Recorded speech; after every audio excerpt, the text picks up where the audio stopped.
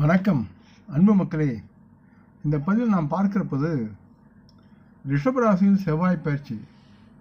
இந்த பதிவில் ஜூலை 12, 2024 அன்று இரவு 7:03 நேரத்துக்கு ரிஷபராசிக்கு நகரும் செவ்வாயின் பயிற்சியில் மேஷம், ரிஷபம் இந்த ராசியின் பலன்கள் பற்றி பார்ப்போம். மேஷ ராசிக்கு 2ஆம் வீடான ரிஷப சுக்கிரனால் ஆளப்படும் ராசியில் செவ்வாய் பகவான் சஞ்சரிக்க இருக்கிறார்.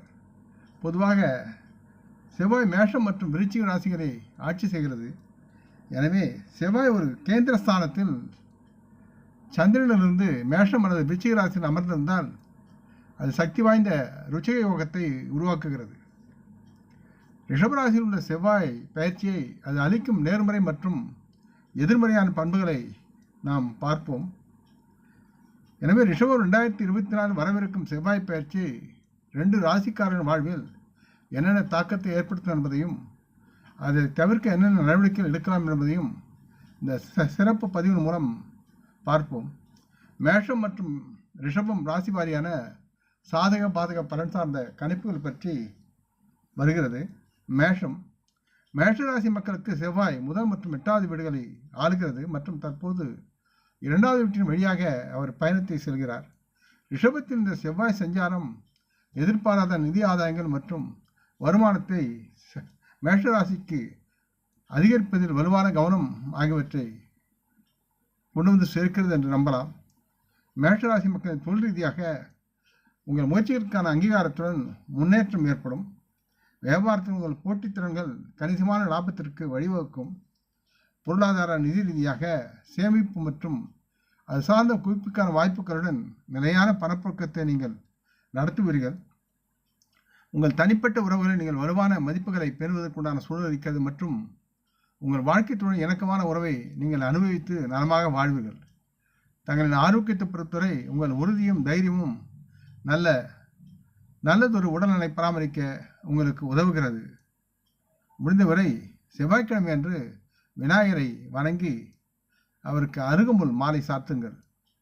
அடுத்து ரிஷபராசி மக்களுக்கு செவ்வாய் 7வது மற்றும் 12ஆம் வீடுகளை ஆளுகிறார் மற்றும் அவர் தற்போது முதல் வீட்டின் வழியாக செல்கிறார்.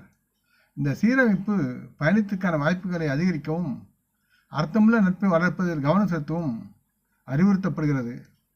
ரிஷபராசி மக்களின் தொழில் ரீதியாக ரிஷபராசியில் செவ்வாயின் பயிற்சி நீங்கள் ஒரு உயர்தரத்தை நிர்ணயித்தவும் உங்கள் வாழ்க்கையில் குறிப்பிடத்தக்க முன்னேற்றங்களை செய்யவும் வாய்ப்பு உள்ளது என்பதை வெளிப்படுத்துகிறது. வியாபாரத்தில் சாதகமான சூழ்நிலைகள் கணிசமான லாபத்திற்கு வழிவகுக்கும் மற்றும் எதிர்கால வளர்ச்சிக்கு நல்லதொரு வழி இந்த நேரத்தில் உங்களுக்கு கிடைக்கும்.